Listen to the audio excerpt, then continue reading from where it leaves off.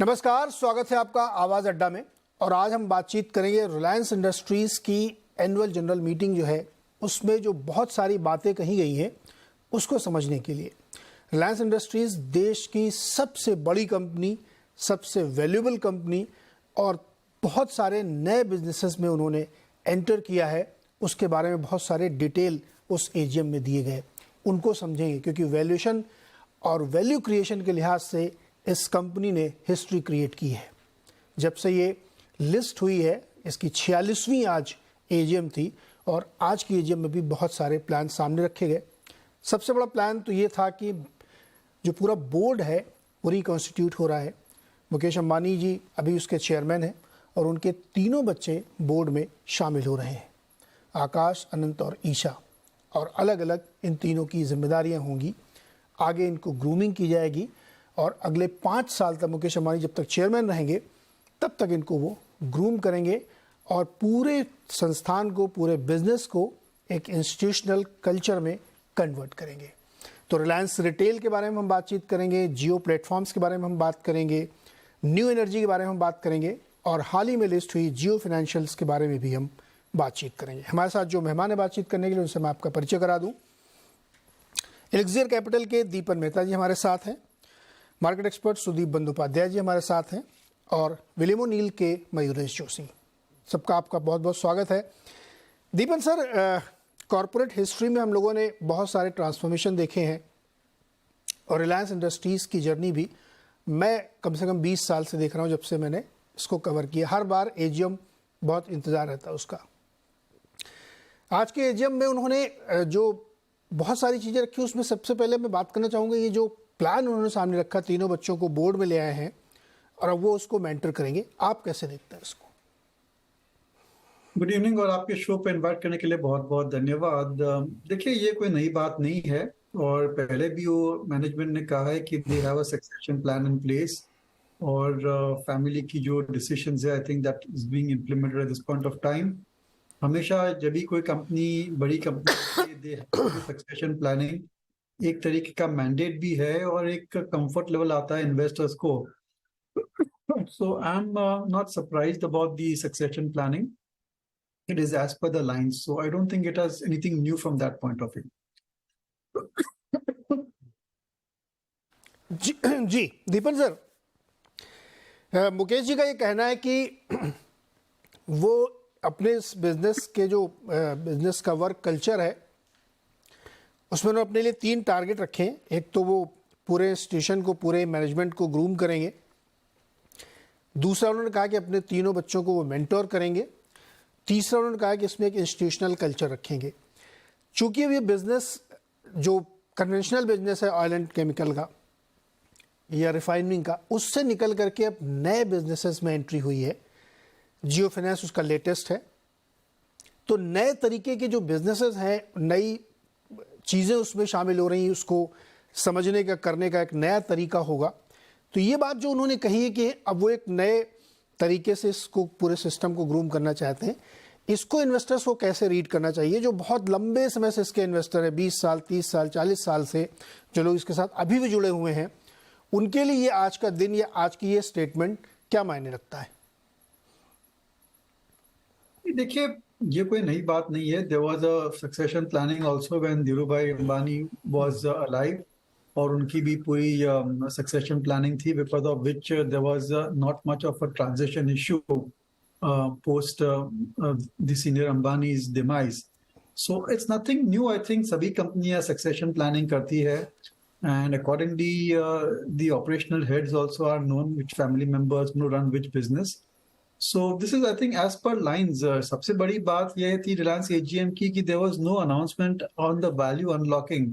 And that is the most I would say in a way disappointment from the street point of view कि अभी भी आप जब रिलायंस के शेयर खरीदते हैं, you are buying 3 or 4 businesses put together और सभी businesses की prospects अलग अलग रहती है and you may not want to get into, you may not feel more convinced about the business model or some of the other divisions and you want to buy some other divisions, but that particular option not available to you.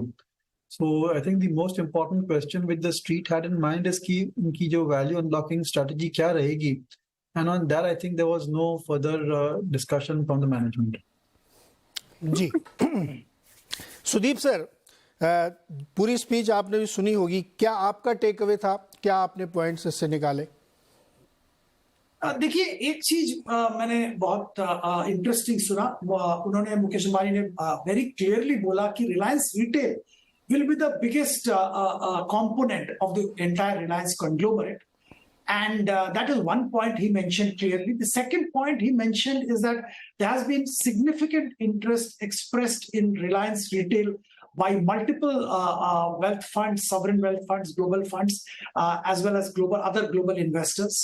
The details of which he will discuss and advise the shareholders at later stage as and when things crystallize. So this very clearly shows us कि आगे चल के यहाँ पे value unlocking जबरदस्त होगा, नए investors आएंगे और भी वैल्यूएशन का जो चेंज होगा, वैल्यूएशन का जो इम्प्रूवमेंट होगा वो विजिबल होगा। पर मैं ये सहमत हूं कि जो एक्सपेक्टेशन था कि निवेशकों के लिए वैल्यू अनलॉकिंग की बात की जाएगी, वो अभी तक नहीं किया गया। तो ये रिलायंस रिटेल में भी हालांकि ये positive announcements, positive sentiments, positive statements Mukesh Ambani की तरफ से आया है, पर वैल्यू अनलॉकिंग स्पेसिफिक कुछ बात नहीं किया गया है रिटेल इन्वेस्टर्स के पॉइंट ऑफ व्यू से। दूसरा मैं कहूंगा रिलायंस जियो में एक गेम चेंजिंग जो स्थिति आ सकती है वो है एंटरप्राइज, क्योंकि उन्होंने ये साफ कहा कि रिटेल में जो हमको मालूम है रिटेल में क्या हो रहा है, कैसे वो प्रोग्रेस कर रहे हैं। अभी जियो भारत आ रहा है और फाइबर लॉन्च कर रहे हैं, पर इसके अलग से भी, इसके अलावा भी वो कह रहे हैं कि एंटरप्राइज में बहुत जबरदस्त उनका प्रेजेंस होगा और एंटरप्राइज का प्रेजेंस जो रहेगा वो शायद रिटेल के बराबर हो जाएगा और ग्लोबली भी एंटरप्राइज बिजनेस को ले जाने की बात कर रहे हैं। तो ये जियो सेगमेंट के लिए बहुत बड़ा इंपॉर्टेंट चीज है। न्यू एनर्जी के बारे में बहुत सारे अनाउंसमेंट्स किए, और मैं एक चीज यहाँ पे बताना चाहूंगा जियो के बारे में और भी कि एआई में उन्होंने बहुत डिस्कशन किया एआई के बारे में, और ये साफ किया कि एआई भी एक बहुत बड़ा प्लेयर एआई का भी बनने की कोशिश करेंगे रिलायंस जियो। जी, तो ये उन्होंने एआई के बारे में कहा कि इंडिया सेंट्रिक जनरेटिव एआई रखेंगे वो, और उसको एवरीवेयर एवरीवन के लिए वो अवेलेबल कराएंगे। तो जियो प्लेटफॉर्म्स के उन्होंने बहुत सारे अनाउंसमेंट किए, जो बहुत सारे डेटा पॉइंट रखे कि 45 करोड़ कस्टमर और 25 GB डेटा पर मंथ पर यूज़र है, मतलब रफली एक GB पर डे हो रहा है। एक ज़माना था जब इतना नहीं होता था। शायद बड़ी निराशा ये है कि उनको जियो प्लेटफॉर्म्स की या जियो रिटेल की जो लिस्टिंग की बात थी वो इन्वेस्टर ज़्यादा सुनना चाहते थे। ये वाली निराशा आप कह रहे हैं?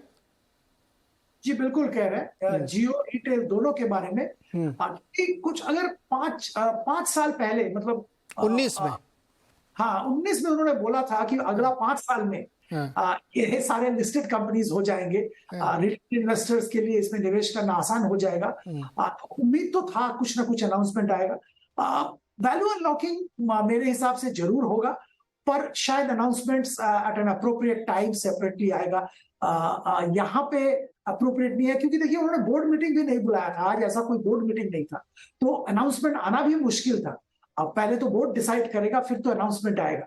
तो मीटिंग से पहले ये लग रहा था कि कोई स्पेसिफिक अनाउंसमेंट आने की संभावना नहीं है, और वही हुआ एक्चुअली। पर एक डायरेक्शनल स्टेटमेंट आ सकता था, वो नहीं आया। जी दीपन सर, आरआईएल की तरफ से कई बार सरप्राइज होते, जैसे जियो फाइनेंस की तो कोई बात ही नहीं, कभी चर्चा ही नहीं हुई थी कि फाइनेंशियल बिजनेस को एकदम से ले आएंगे, फिर उसकी लिस्टिंग होगी, और वो इतनी जल्दी हुआ कि हम लोग तो एक्सपेक्ट कर रहे थे कि जियो प्लेटफॉर्म की लिस्टिंग होगी। खबरें ये भी लोग चाहते थे कि पहले नैस्डैक में करेंगे, बट जियो फाइनेंस जैसा एक सरप्राइज आया। तो हो सकता है कि अभी 1 साल बाकी है, 24 में 5 साल होंगे, तो ये चीज़ वो कभी भी कर सकते हैं दीपन सर। तो ये तो मतलब एक सरप्राइज आइटम बना रहा है, सस्पेंस बना रहा है इन्वेस्टर्स के लिए, जैसे जियो उन्होंने किया, तो वैसा कभी भी कर सकते हैं वो।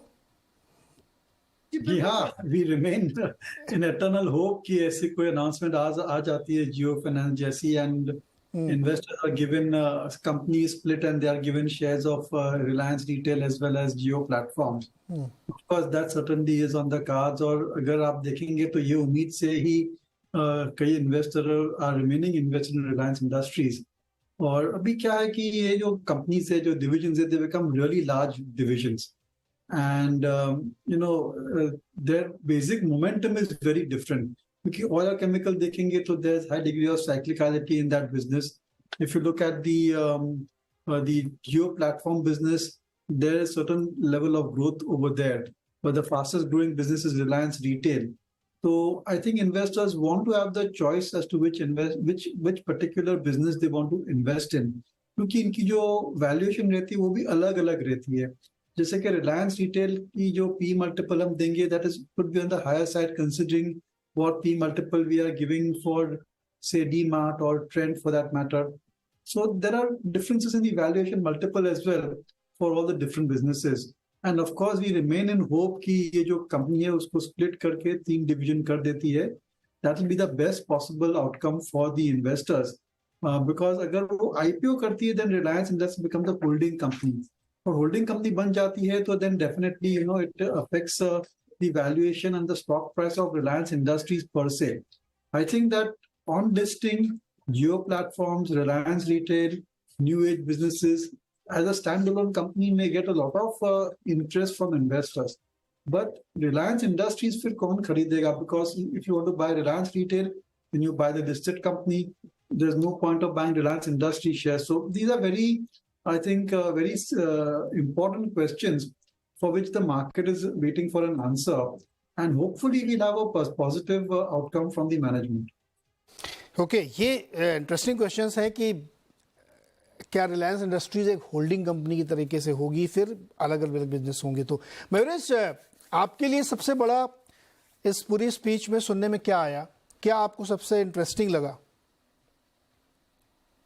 Evening Neeraj ji, I think 2-3 चीजें. एक, आई थिंक जो कोर रिटेल कारोबार है वो रिलायंस रिटेल हुआ या रिलायंस जियो हुआ, जो नंबर्स चेयरमैन साहब ने डाले सबके सामने, स्पेसिफिकली आई थिंक जो 2G का एक बड़ा इकोसिस्टम अभी भी एग्जिस्टिंग है टेलीकॉम स्पेस में. 25 करोड़ यूजर्स की हम बात कर रहे हैं जो 2G अभी भी यूज करते हैं. जो हैंडसेट इन्होंने इंट्रोड्यूस किया है भारत नाम का 999 रुपए में, और जो प्लान इन्होंने इंट्रोड्यूस किया है, if I am not mistaken, 123 रुपए का 14 GB के साथ, which is lower than most plans in the market at the current juncture.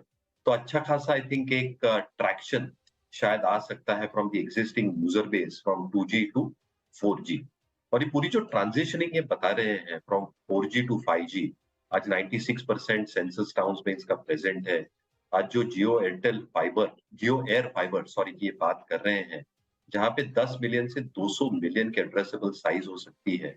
तो मुझे लगता है जो टेलीकॉम कारोबार है एनीवे स्ट्रॉन्ग फुटिंग पे है as far as the fund management is concern, या PNL जिसे हम कहते हैं, और कैश फ्लोज जिसे हम कहते हैं, ये और भी इसे स्ट्रेंथन करेगा.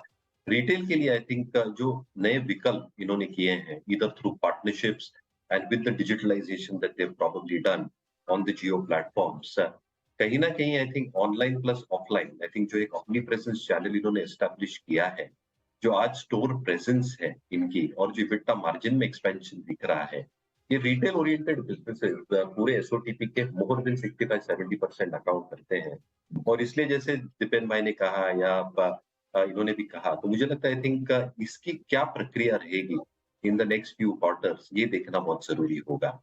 क्या वैल्यूएशन के तौर पे आज की तारीख में अगर हम जियो को भारतीय एयरटेल जितना वैल्यूएशन देते हैं अगले 3 या 4 सालों में 5 लाख करोड़ के आसपास, रिटेल जो वैल्यू हो रहा है with the latest deal that has happened, क्या oil and gas business with typical transitioning towards O2C और जो ग्रीन हाइड्रोजन या नए एनर्जी बिजनेसेस इसमें शायद बंडल हो अलॉन्ग विद होल्डिंग कंपनी, क्या ये फिर अंडर वैल्यूड रहेगी compared to the dynamics that they can offer? तो मुझे लगता है I think retail oriented businesses में काफी पॉजिटिव्स थे.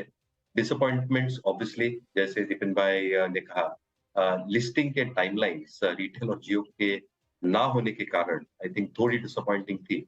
और जियो फाइनेंशियल खुद के लिए आई थिंक थोड़ी स्पष्टता और आनी बहुत जरूरी थी, क्योंकि सिर्फ ब्रीफली इन्होंने टच किया कि इंश्योरेंस में आएंगे, ब्लैक रॉक के साथ एसेट मैनेजमेंट में आएंगे, शायद एक डिजिटल प्लेटफॉर्म होगा to tap the untapped credit borrowers of the society as well.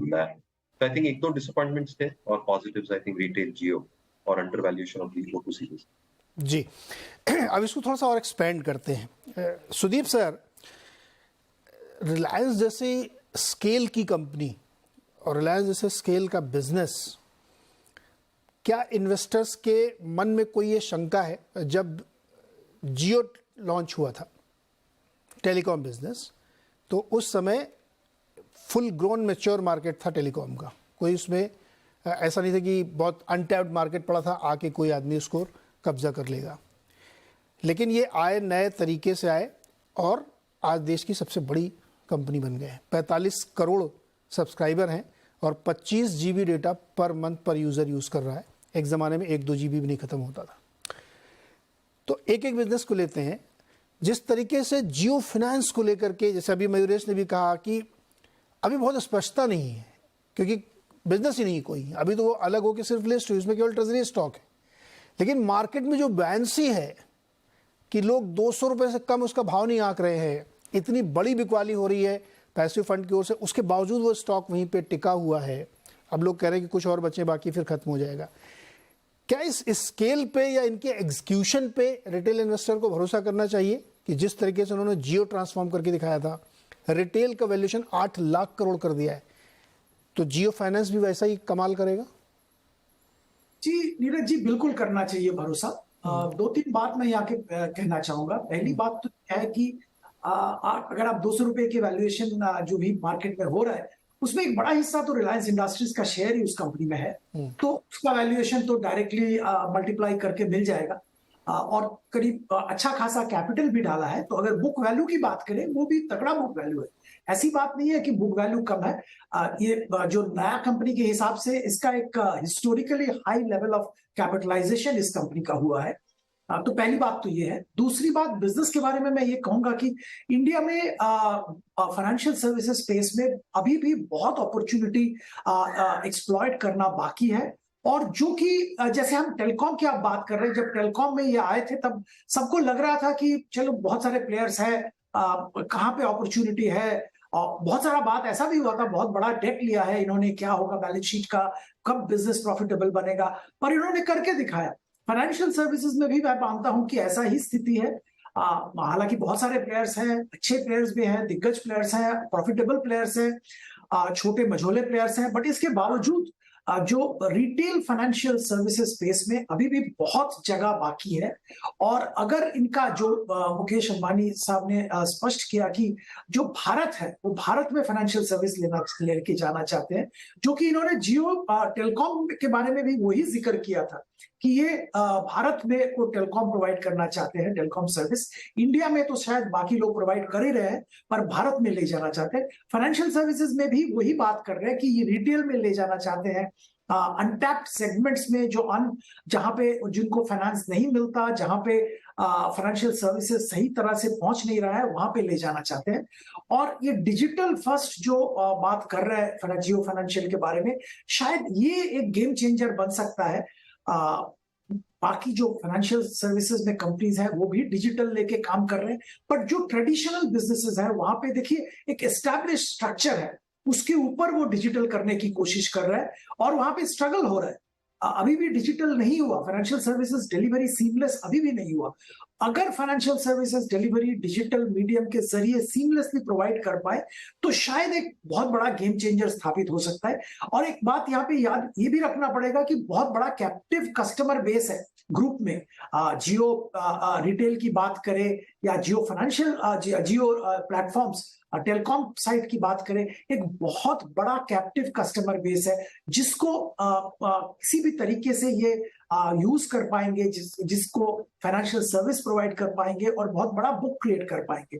तो हम लोग तो ये मानते हैं कि बजाज जो ग्रुप के फाइनेंशियल सर्विसेज बिजनेस है उसके साथ टक्कर लेने का क्षमता जियो फाइनेंशियल रखता है, और ब्लैक रॉक के साथ एएमसी में पार्टनरशिप के जरिए एक बहुत बड़ा गेम चेंजिंग एएमसी बिजनेस भी खड़ा कर सकते हैं। जी दीपन सर, इस पे आपका भी की राय चाहिए कि जियो फाइनेंशियल्स को लेकर के क्या इन्वेस्टर्स के मन में कुछ शंकाएं हैं कि अभी तो कुछ है नहीं, कैसे कर पाएंगे, क्या कर पाएंगे?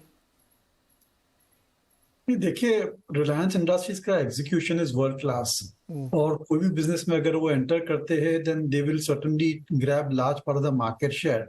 उनकी तो यही स्ट्रैटेजी रहती है that they want to dominate that particular space, और मेरे ख्याल से जियो फाइनेंस में भी वो काफी हद तक they will roll out their plans in such a way that they are one of the biggest player in the financial services industry. और जो माहौल है, जो एनवायरनमेंट है, also is very positive from Jio financial point of view, क्योंकि जो NPA industry में है वो काफी हद तक कम है and interest rates are stable at this point of time. There is good demand for lending products as well as for financial services. और जैसे आप गेस्ट ने कहा that they have a captive source of customers as well, so they can bundle a lot of services together and try and grow the Jio Finance business per se. But these businesses also require certain time, क्योंकि ऐसी बात नहीं है कि आपने factory डाल दी और फिर 2-3 क्वार्टर में रेवेन्यूज आने चालू हो गए।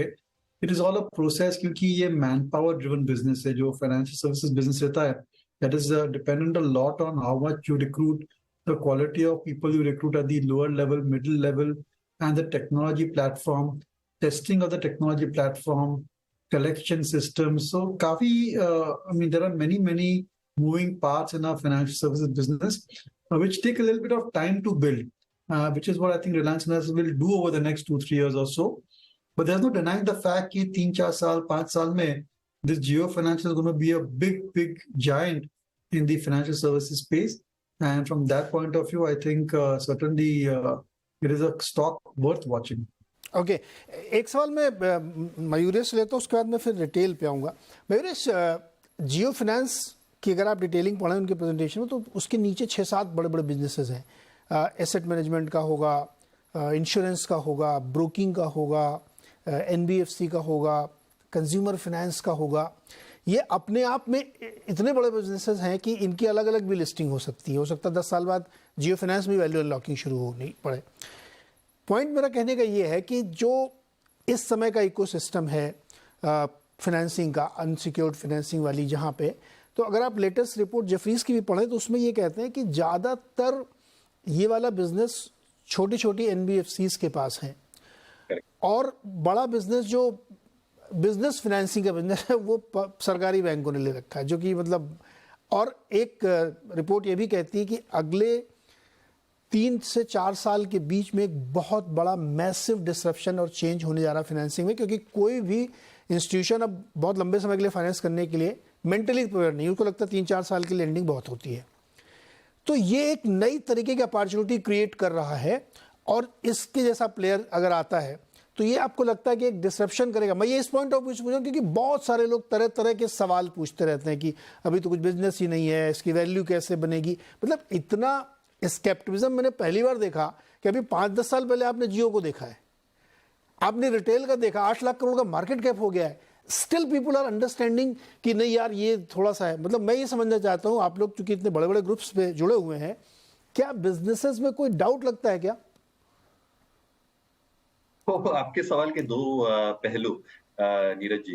पहला, आई थिंक जो डिसरप्टिव एलिमेंट है, जैसे दीपेन भाई ने कहा, I completely agree. I think Reliance is known to disrupt the markets, और अगर ये प्रोडक्ट लाएंगे which is entirely digitally backed, एक तो आई थिंक एक श्योरिटी होगी in terms of the API layers that they are going to build, और उसके ऊपर जो एक आर्टिफिशियल इंटेलिजेंस का लेयर बिल्ड करेंगे कि आई थिंक अगर लेंडिंग देनी भी है अनसिक्योर्ड लेंडिंग के हिसाब से टू द मास मार्केट्स या इमर्जिंग एफ्लुएंट मार्केट्स, तो वहां पे आई थिंक एक स्ट्रक्चरल वे में लेंडिंग होगी, looking at certain data points, जिससे आई थिंक रिस्क मैनेजमेंट अच्छी खासी मेंटेन हो जाएगी, जो ब्लैक रॉक के चेयरमैन ने भी स्पष्ट तरीके से कहा इन terms of asset management products. तो आई थिंक एक ऑपरेटिंग एक्सपेंसेस जो होती है कोई भी न्यू बिजनेस के लिए, ये फ्रंट लोडेड होती है to a large extent in the initial 3-5 years, जो जियो फाइनेंशियल्स के केस में नहीं होगी।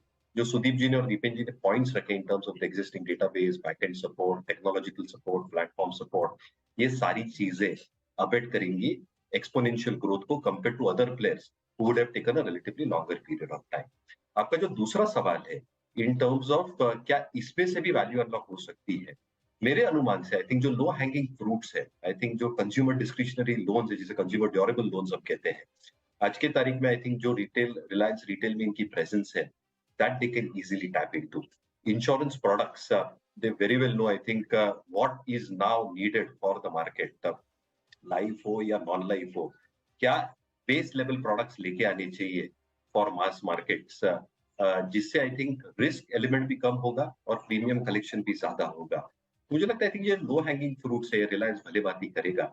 एंड अपेरेंटली आई थिंक जो मार्केट साइज है Neeraj ji itself, I think is expected to grow exponentially. तो मुझे लगता है आई थिंक जो एक मैं मैकेंजी का रिपोर्ट पढ़ रहा था, एक मास मार्केट एलिमेंट जो उन्होंने डिफाइन किया है $50,000 के कम जो पूरी हाउस होल्ड कमाते हैं, लगभग 2 लाख हाउस होल्ड है, they are expecting that to grow by 10-11% in the next 3 to 4 years। और जो इमर्जिंग इन्फ्लुएंट मार्केट तक ये मानते हैं $50 से $1 लाख तक, that can grow even faster at 11 to 13% तो मार्केट साइज है, इनके पास एग्जिस्टिंग डेटाबेस है और डिसरप्टिव फोर्सेस है। तो आई थिंक एक बार स्ट्रैटेजी समझ में आ जाएगी तो मुझे लगता है इन the next few quarters I think they can create a huge disruptive element at least for the smaller NBFCs जैसे आपने रेफरेंस। एग्जैक्टली और एक बड़ी इंटरेस्टिंग चीज़ और मुझे नोटिस में आई कि जितने भी इनके न्यू बिजनेसेस हैं उसमें कॉमन थ्रेड है कि वो टेक्नोलॉजी बेस्ड हैं, जिसको एसेट लाइट मॉडल कह लीजिए या जिसके थ्रू ग्रो करना बहुत आसान होता है। मैनीफोल्ड आप बहुत जल्दी कर सकते हैं रादर की ब्रिक एंड मॉर्टर मॉडल में जाते हैं। तो वो खुद ही कह रहे हैं कि डिजिटल फर्स्ट मेरा मॉडल होगा। ज़्यादा हम जनरल इंश्योरेंस पर फोकस करेंगे जहाँ पे हर साल रिपीट बिजनेस आता है। लाइफ में तो एक बार करा लिया 20 साल के बाद देखेंगे। तो फोकस बहुत क्लियर है और ICICI बैंक की एक्स टीम इन प्लेस है। कामत जी से लेकर के, हितेश जी से लेकर के, अत्रे जी से लेकर के या मनीष कुमार सिंह तक सब पुराने दिग्गज लोग रिटेल बैंकिंग के जायंट बैठे हुए हैं। तो उसको वो लोग देखेंगे कैसे। लेकिन सुदीप सर आते हैं, सुदीप सर और दीपन सर रिटेल वाला बिजनेस को एक बार समझते हैं। रिटेल बिजनेस जैसा कि बताया गया कि AGM में कि टॉप 100 ग्लोबल कंपनीज में से एक है और उसकी रफ्तार इतनी तेज़ है कि इसमें भी देखिए डिसरप्शन। सुदीप सर, अमेजॉन मौजूद है, फ्लिपकार्ट मौजूद है, सारे अवेलेबल हैं यहाँ पे और उसके बाद 3 साल के अंदर मार्केट कैप 8 लाख करोड़। अभी कतर अथॉरिटी ने पैसे डाले हैं $1 बिलियन पे। तो जिस रफ्तार से ये रिटेल ग्रो कर रहा है और अब अभी भी देखिए इतना डिसरप्शन है रिटेल के थ्रू कि आप ऑनलाइन के सामने वो ठहर नहीं पा रहा बिजनेस जो नॉर्मल बिजनेसेस हैं। तो क्या ये रिटेल वाली जो वैल्यू है, ये जो जिस तरीके की ये बिजनेस ग्रो कर रहा है, ये आपको लगता है कि एक बहुत बड़ा पोटेंशियल और आगे जाते हो अब लिस्टिंग ठीक है, अब जब भी वो अनाउंस कर दें 1 साल ले 6 महीने ले वॉट एवर, लेकिन इस बिजनेस पे आपकी राय क्या है जहाँ पे इनके पास 1 साल में 50 करोड़ गारमेंट ये बेचते हैं, 25 करोड़ इनके पास रजिस्टर्ड कस्टमर हैं। दीपन सुदीप सर। एब्सोल्युटली। देखिए एक रिलायंस रिटेल का स्ट्रेटेजी में खास बात यह है कि अगर आप ग्लोबली जो बड़े रिटेल बिजनेसेस है उस पर ध्यान दें तो वॉलमार्ट सबसे बड़ा रिटेल बिजनेस है और Walmart predominantly brick and mortar stores थे। हालांकि अभी डिजिटल करने की कोशिश कर रहे हैं, प्रयास जारी है, पर प्रिडोमिनेंटली ये डिजिटल है। फिर अमेजन आया एज ए बिग कंपटीटर जो कि एक जमाने तक कंप्लीटली डिजिटल था। हाँ ठीक है, अभी होल फूड्स एक्वायर किया, 1-2 और brick and mortar units acquire करके वो भी ब्रिक एंड मॉर्टर में आने की कोशिश कर रहे हैं, पर it's a predominantly digital player. Walmart predominantly brick and mortar player. Reliance retail ने ये दोनों मॉडल को कंबाइन किया और एक जबरदस्त मॉडल इंडिया जैसे मार्केट में, जो कि इंडिया दुनिया का सबसे बड़ा, सबसे पॉपुलस कंट्री है, सबसे ज्यादा पॉपुलेशन है, वहां पे ये मॉडल इन्होंने इस्तेमाल किया जो कि brick and mortar and digital दोनों का कॉम्बिनेशन। और यहाँ पे इन्होंने किसी भी रिटेल का किसी भी कोना नहीं छोड़ा। आज जब ईशा अंबानी जी बात कर रहे थे, उन्होंने बोला कि करीबन 90% ऑफ जो हाउस होल्ड नीड्स है वो उनके रिटेल स्टोर्स के जरिए, रिटेल बिजनेस के जरिए मीट किया जा रहा है और आने वाले दिनों में और भी शायद इसका कवरेज बढ़ेगा। तो आप देखिए जो कुछ भी आपको चाहिए तो रिलायंस रिटेल के जरिए आपको मिल जाएगा। और इसमें देखिए पूरा रेंज कवर कर रहे हैं, वो लो एंड से लेके हाई एंड लग्जरी तक। लो एंड में खुद मैन्युफैक्चरिंग, खुद आउटसोर्सिंग कर रहे हैं, मैन्युफैक्चरिंग कर रहे हैं, और हाई एंड में ग्लोबली बेस्ट जो ब्रांड्स हैं उनके साथ टाई अप कर रहे हैं। तो आप वहां पे जो जो जो दुनिया के जाने माने ब्रांड्स हैं उनको ले आ रहे हैं पार्टनरशिप के जरिए, और जो बाकी एंड लोअर एंड में है वहां पे डोमेस्टिक मैन्युफैक्चरिंग कर रहे हैं। अपना ब्रांड डेवलप कर रहे हैं। पुराने जो इंडियन ब्रांड्स अनयूज पड़े थे या थोड़ा लैकलस्टर हालत में था, जैसे कैंपा बोलिए आप, या तो सौसे बोलिए आप, या लोटस चॉकलेट्स बोलिए, ये सारे ब्रांड्स इकट्ठा कर रहे हैं और वो ब्रांड्स के जरिए जो थोड़ा बहुत ब्रांड रिकॉल ऑलरेडी है उसके जरिए बिजनेस को बढ़ाने की कोशिश कर रहे हैं। तो आई थिंक ओवरऑल अगर आप देखें तो एक बहुत ही सोचा समझा हुआ स्ट्रेटेजी है जिसके जरिए एंटायर रिटेल स्पेस कैप्चर करना चाहते हैं। अब देखिए नाइका लेके हम लोग इतना एक्साइटेड थे, अब नाइका जैसा बिजनेस उन्होंने लॉन्च कर लिया, टियारा लॉन्च कर लिया और वो भी बहुत अच्छा ट्रैक्शन दिखा रहा है। तो रिटेल का कोई भी कोना नहीं छोड़ा है उन्होंने, सब जगह में रिलायंस का प्रेजेंस आ रहा है और ये जो स्केल उन्होंने क्रिएट किया है, ये स्केल का जबरदस्त बेनिफिट मिलेगा। और याद हमको ये भी रखना पड़ेगा कि इंडिया ग्रोइंग कंट्री है जहां पे जीडीपी जबरदस्त बढ़ रहा है और कंजम्पशन बढ़ रहा है, इनकम बढ़ रहा है। आज $2,500 पर कैपिटा इनकम है, ये $10,000 पर कैपिटा होगा आने वाले दिनों में। और ये जो जर्नी है इसमें कंजम्पशन एक बहुत बड़ा रोल प्ले करेगा और वहां पे रिलायंस रिटेल अपना फुटप्रिंट जमा रहा है। तो हम लोगों का मानना है, जैसे मुकेश अंबानी जी ने भी कहा, कि ये शायद ग्रुप का सबसे बड़ा पार्ट बन जाएगा इन terms of turnover, in terms of valuation बहुत जल्द। जी, जिस रफ्तार से बढ़ रहा है उससे तो ऐसा ही लगता है कि जो उसका रेवेन्यू है वो एक समय में आएगा तो सबसे ज़्यादा दिखने लगेगा। हालांकि अभी तो कन्वेंशनल बिजनेस ज़्यादा पड़ा है। दीपन सर, ये जो रिटेल की हम लोग बात करें, इस पर मैं आपका भी राय जानना चाहूँगा, क्योंकि जितने भी नामी गिरामी डिज़ाइनर हैं सब इनके साथ जुड़ गए, बहुत सारे जो लोकल ब्रांड्स थे वो इनके साथ जुड़ गए। आजियो लक्स के उसमें जाइए तो आपको इंटरनेशनल बड़े बड़े मशहूर महंगे वाले ब्रांड, मतलब आजियो के ऐप में आप घुसिए तो आपको ऐसा कुछ नहीं है जो वहाँ पे ना मिले। और ये सिर्फ वे कपड़े लगते फैशन डिज़ाइन वाला है। मार्ट में जाइए तो फिर आपको सारी वो ग्रॉसरी। तो जिस स्केल और साइज़ पे ये टेक ऑन करते हैं बड़े लोगों को, बड़ी कंपनीज़ को, और इस्टेब्लिश करें अपने आप को, जैसा कि अभी सुदीप सर कह रहे थे कि ऐसा कोई कोना छोड़ा नहीं उन्होंने जो आपकी डेली यूज़ की चीज़ हो और जो उनके ऐप में ना मिले आपको।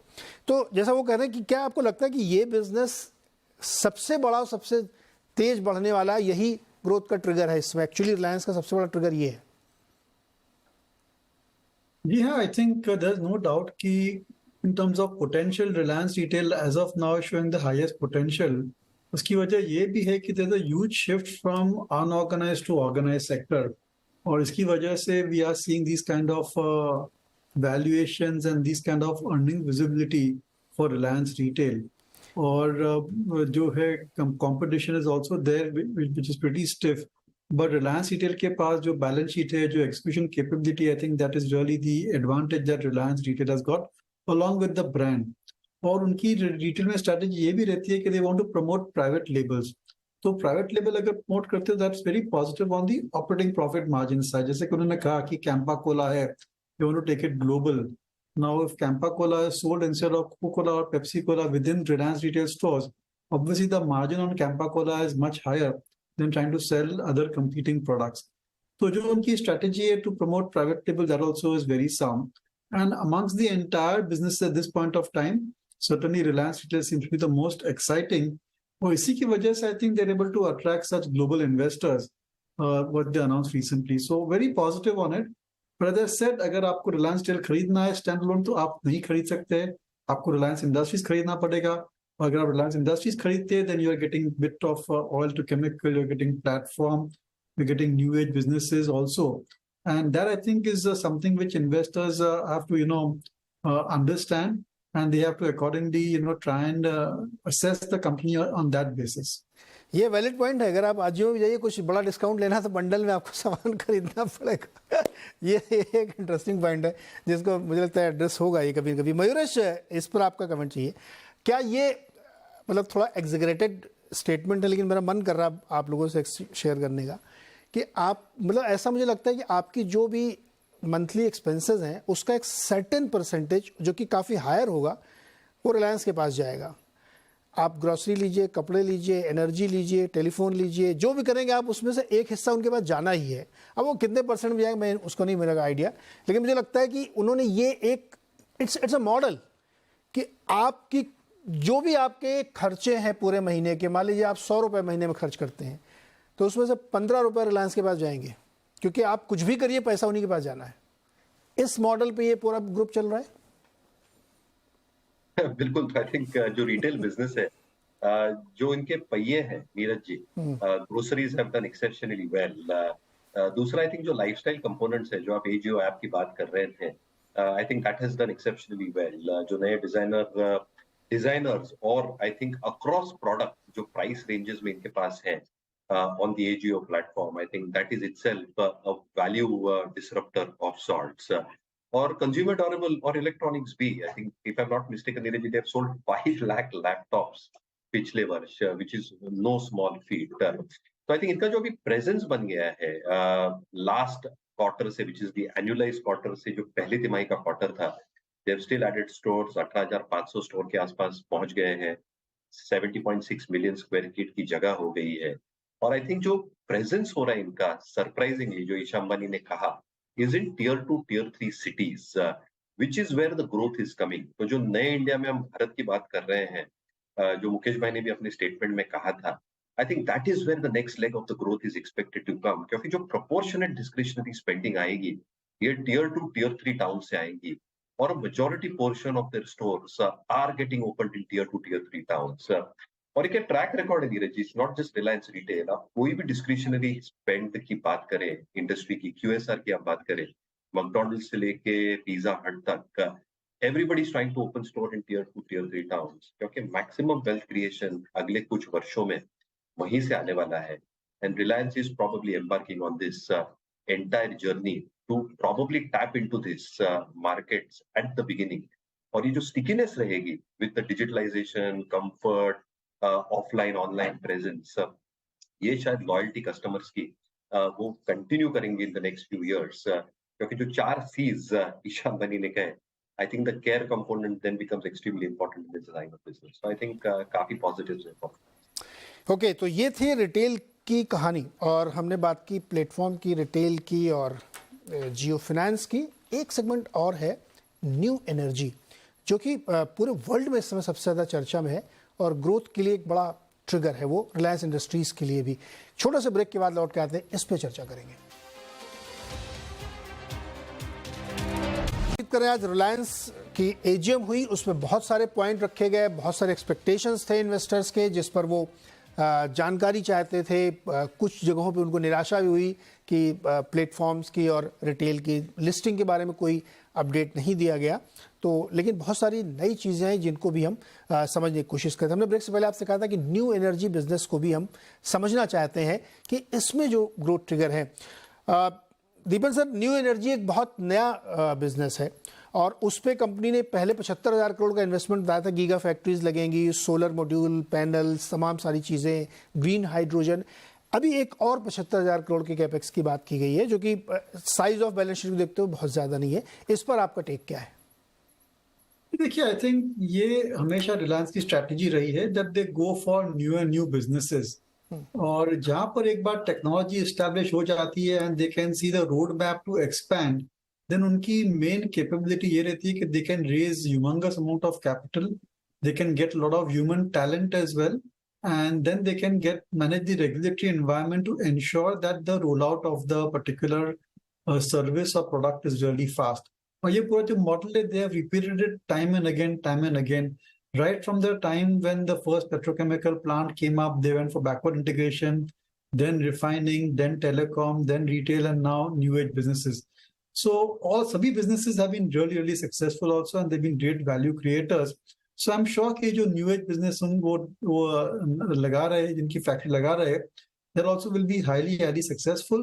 केवल एक रिस्क फैक्टर ये है कि जो टेक्नोलॉजी है, I think that is still evolving. और अगर टेक्नोलॉजी पे डिस्ट्रप्शन होती है, then certainly Reliance Industries may have to make a change of plans accordingly.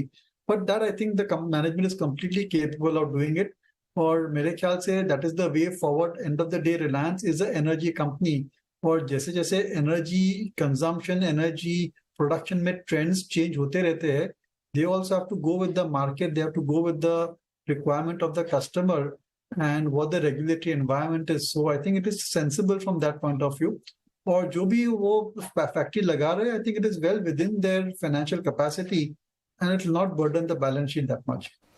Perfect. तो ये न्यू एनर्जी पे है।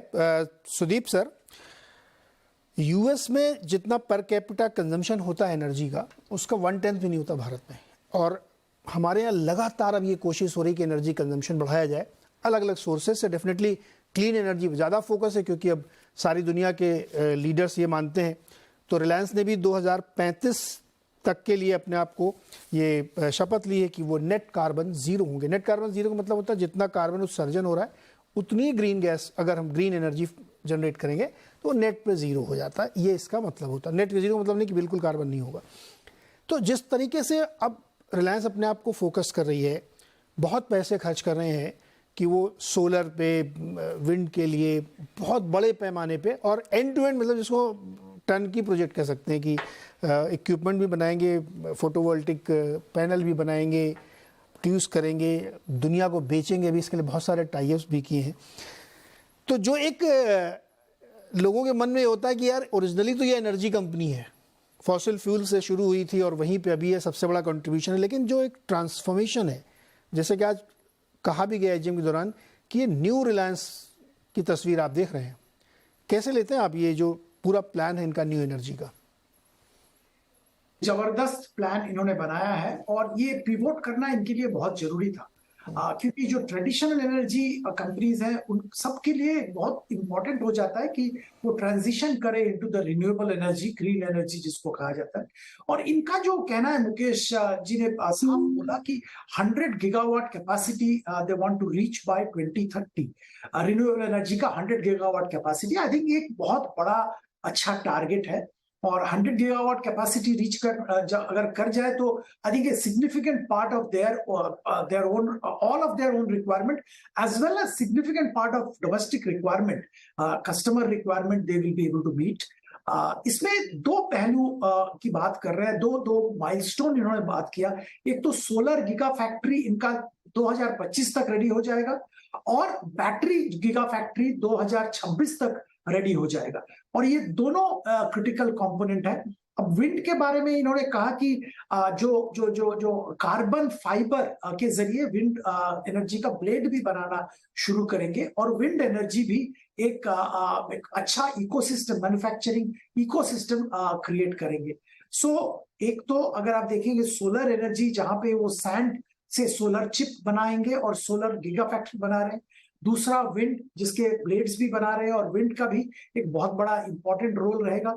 सो ये दोनों साइड से। और तीसरा बैटरी, ये बैटरी पे भी बहुत ध्यान दे रहे हैं क्योंकि ये बहुत इंपॉर्टेंट हो जाता है आने वाले दिनों में। जब हम रिन्यूएबल एनर्जी का इस्तेमाल करते हैं तो बैटरी गीगा फैक्ट्री भी बन रहा है। एक मैं बताना चाहूंगा, जो अभी दीपन जी कह रहे थे कि एनर्जी कंपनी के लिए पिवोट करना बहुत जरूरी हो जाता है। टेक्नोलॉजी बहुत प्रूवन नहीं है, नए टेक्नोलॉजीज हैं और इनको तुरंत मूव करना अगर टेक्नोलॉजी ट्रेंड के साथ इंपॉर्टेंट होता है। पिछले एजीएम में जहां तक मेरे को मुझे याद आ रहा है, हाइड्रोजन बेस्ड एनर्जी का बहुत बात किया गया था, पर इस एजीएम में उसकी बात नहीं की गई है।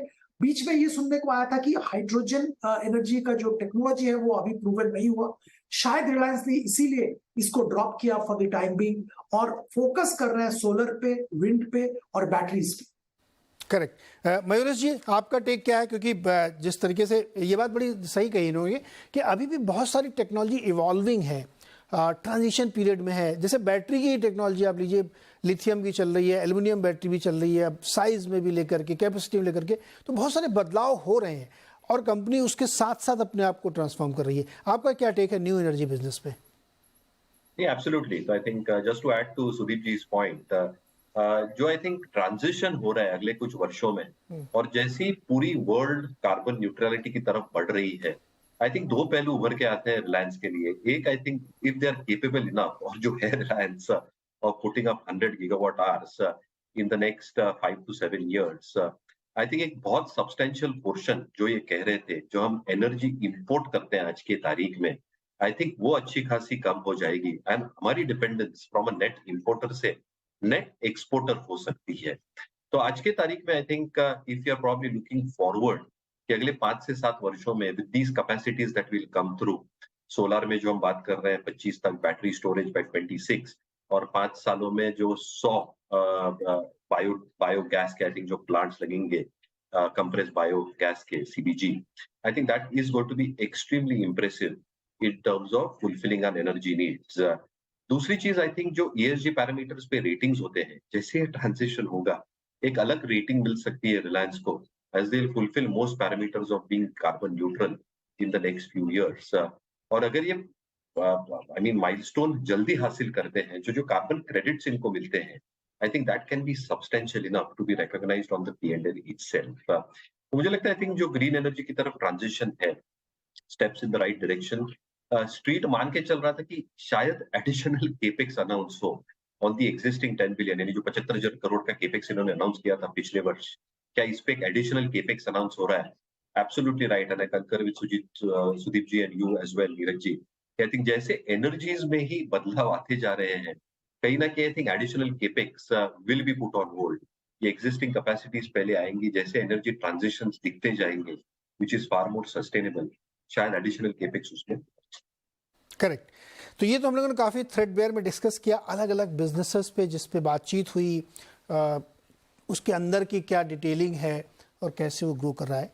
अब एक बिग पिक्चर का सवाल सुदीप जी पहले आपसे, रिलायंस इंडस्ट्रीज एक इतनी बड़ी साइज़ की कंपनी है कि उसको उसके अलग अलग बिजनेसेस को समझना, और आपने चूँकि बहुत लंबा समय सर मार्केट और कॉरपोरेट के साथ गुजारा है, तो उनको जैसे ना कि बचपन से आपने किसी को बढ़ते हुए देखा तो आप उसकी किताब लिख सकते हैं, वैसे ही रिलायंस या और भी बिजनेसेस हैं उनको आप देख रहे हैं।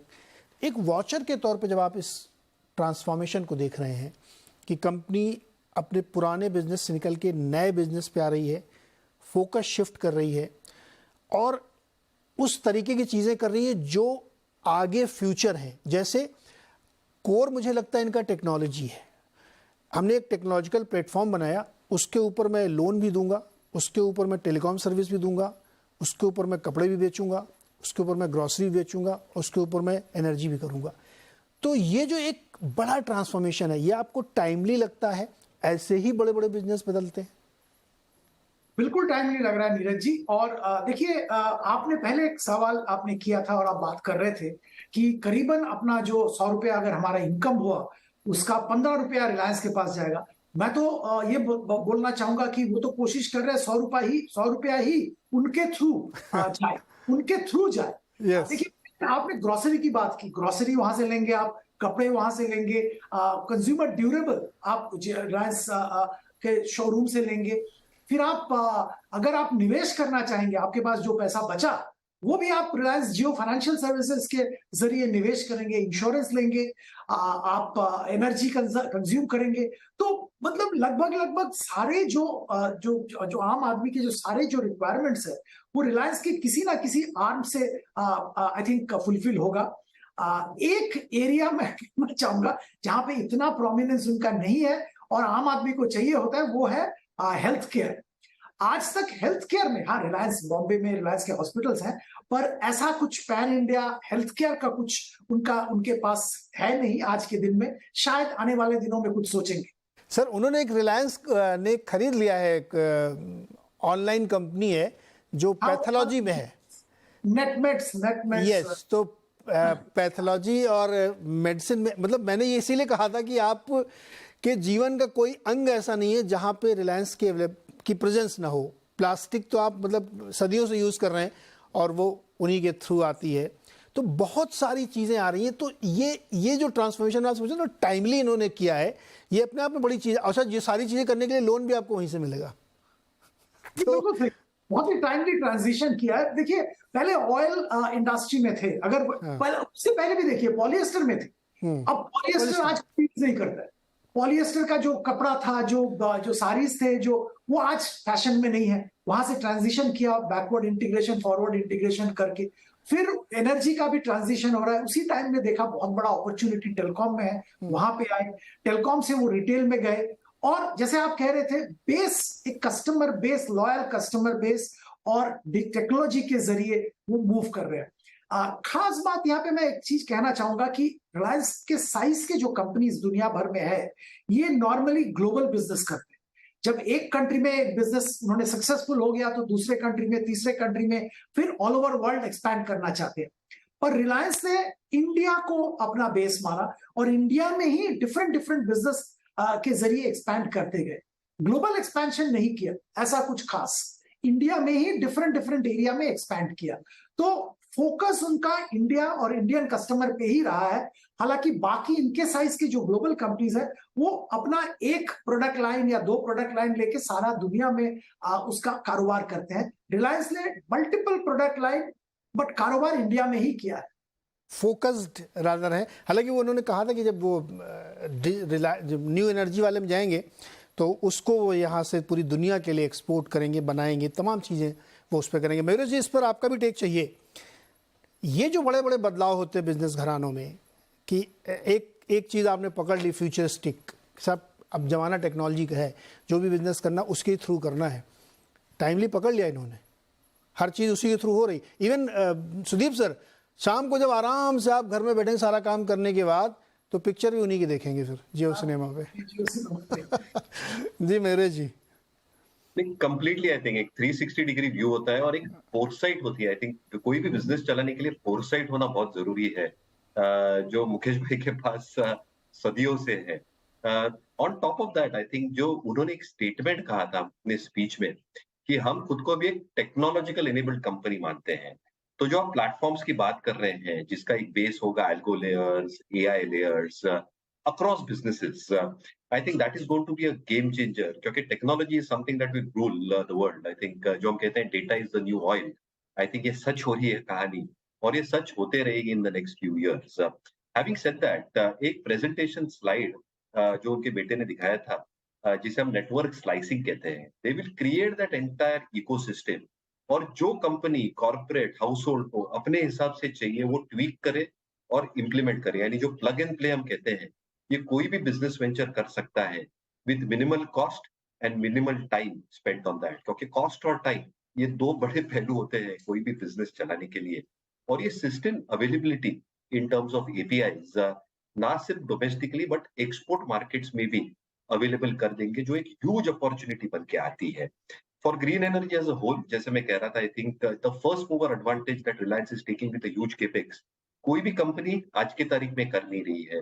सऊदी अरामको जो अरामको है वो O2C बिजनेस में जबरदस्त ट्रांजिशन कर रही है, but with the green energy front loading of investments that is happening, जब रिलायंस तैयार होगी 4-5 साल के बाद, I think will be the one of the few companies in the world जिसके पास ये टेक्नोलॉजी होगी, रिसोर्सेज होंगे और अवेलेबिलिटी होगी at the least cost possible, which gives them a huge advantage in terms of revenue dynamics. तो I think ये सारे पहलू जो बिजनेसेस रन करने के लिए होते हैं, ये रिलायंस के पास है।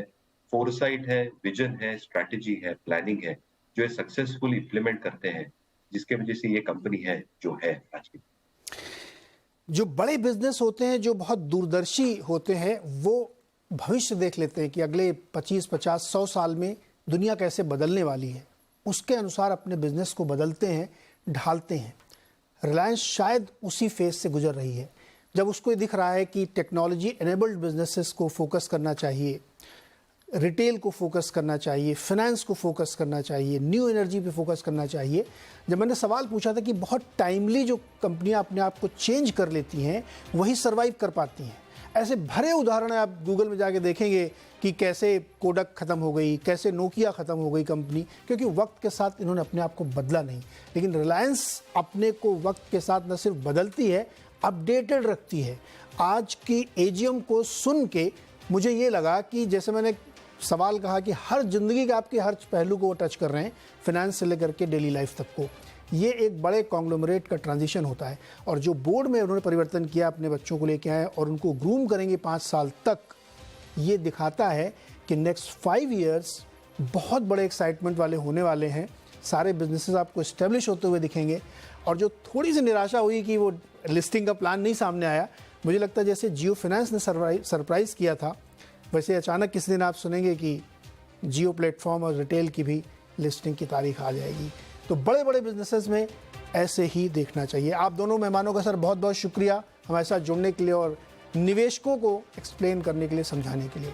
डिस्क्लेमर आपके साथ है कि कोई भी फैसला आप रिलायंस से रिलेटेड लें खरीद बेच का, तो अपने स्वतंत्र सलाहकार से राय जरूर लें।